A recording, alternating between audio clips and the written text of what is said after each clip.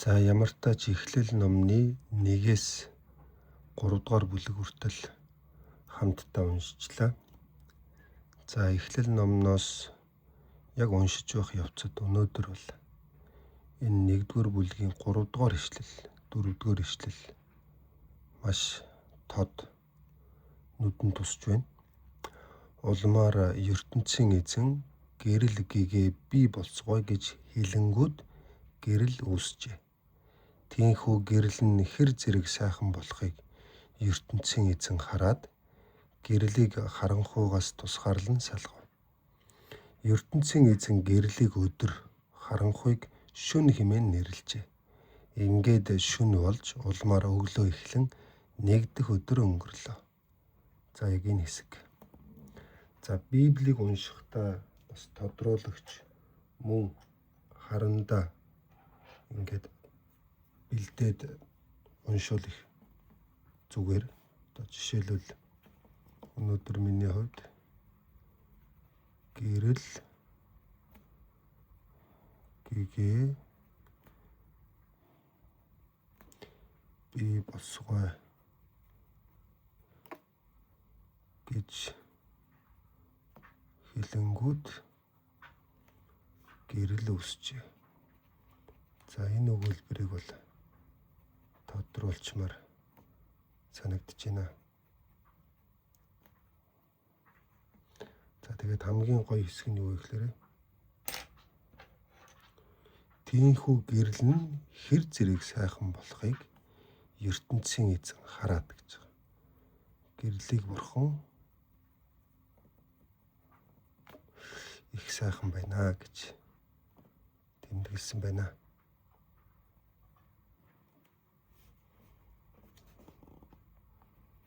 За тийм учраас гэрлийг бас сайхан зүйл гэдгийг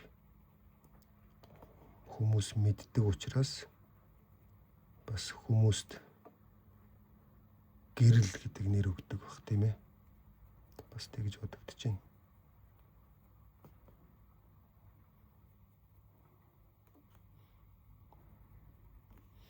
За ингээд уншсан хэсгээ ингээд тодруулчих юм бол энэ хэсэг бас надад бас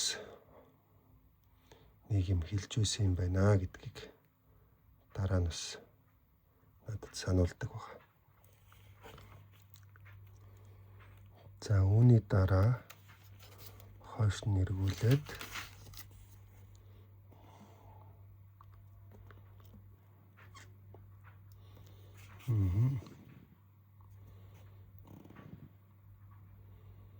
за 1:22 дээр бас хамгийн анхны ерөөл гэдэг үг гарсан.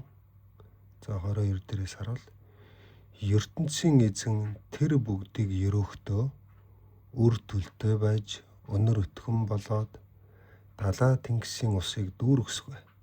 Газар дэлхийд жигүүртэн шувууд үе олноороо бий болсгой гэв.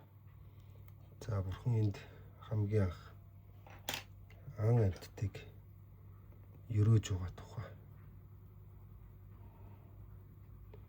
За Библийн бас нэг хэсэгт Тимот номон дээр ерөөлт бөгөөд хэмжээшгүй эрэхт хаадын хаан эздийн эзэн гэсэн ишлэл байдаг. Бурхан бол ерөөлийн бурхан юм аа гэсэн утгатай тийм ээ. За энд ан амьтдыг ерөөсөн байна. За үүний дараа бурхан хүн төрлөختнийг бас ерөөсөн байдаг.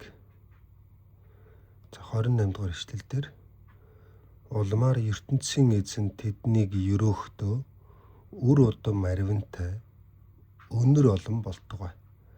Газар дэлхийг эзлэн авч иргэшээлдэн оруулан далайн загас тэнгэрийн шувууд болон их дэлхий дээр байгаа бүх амьтдыг захирсгой гэв.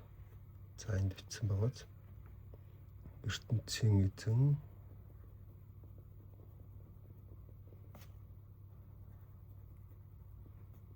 тэднийг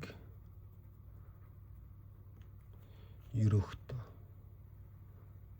За За Библиэлд бол эхлээд ерөөл гардаг. За дараа нь бол хараал гардаг байна. Тийм байгаа биз? За энэ нэг 28 дээр гарч байгаа ерөөл гэдэг үг бас та туссан. Үүний дараа 2 дугаар бүлэг дээр өнөөдөр бас яг энэ хэсгийг уншаад бас энд ингэж бичигдсэн байсан юм байна штэ гэж бодогцсон. 2-ын 6-7 дээр харин газрын гүний ус доороос нэвчин гарч ирээд хөрсийг чийгэлдэг байжээ. Тэгтэл мөнхийн эзэн ертөнцийн эзэн хөрс шорооны бичил бодисоор хүнийг бүтээн амьдрал өгөгч сүнсээрээ хам руу нүлээхэд хүн амьтаа болов. Хөрс шорооны бичил бодисоор хүнийг бүтээн. За өмнө нь бидний уншиж байсан Библиэлд бол шороогоор хүнийг бүтээсэн л гэж бичигдсэн байдаг байсан. Тэгсэн чинь энд бүр хөрс шорооны бичил бодисоор хүнийг бодис гэдэг үг гарч байгаа. Өөрөөр хэлбэл энэ бол англи Библиэлд элемент гэж орчуулагдсан байгаа. Өөрөөр хэлбэл шорооны найрлах түүнд багтаж буй элементүүд хүний биеийн бүтцтэй ижилхэн байдгаа гэдгийг эрдэмтэд нотолчихсон байдаг. Тэгэхээр энд бол яг элемент буюу бодис гэдэг үгээр орж исэн нь бас их санагдлаа. За үүний дараа үргэлжлүүлээд 2 дугаар энэ хэсэг 18 дугаар ишлэл бас 2:18. Тэгээд мөнхийн эзэн ертөнцийн эзэн хүн ганцаараа байх нь сайн биш юм. Түүнд таарч тохирох хэн нэгэн туслагч би бүтээ гэл. За ямар ч тач хүн ганцаараа байх нь сайн биш юм гэдэг өгүүлбэр энд бичигдсэн байна. За хүн бол ганцаараа байгаад бах. Тэмч сайн биш юм байна гэдгийг. За Библиэлд ингээл бичигдсэн байгаа бол энэ үнэн л гэсэн үг. Яагаад гэвэл Бурхан бол худлаа ярьдаггүй.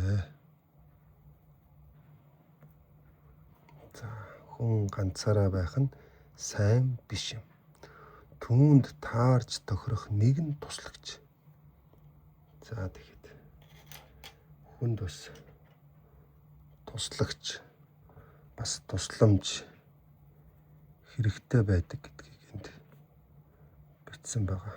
Би тусламж авахгүй гэд. Надад тусламж хэрэггүй гэд боддог бас тийм хүмүүс байдаг. Гэтэл Библиэлд туслагч чамд хэрэгтэй.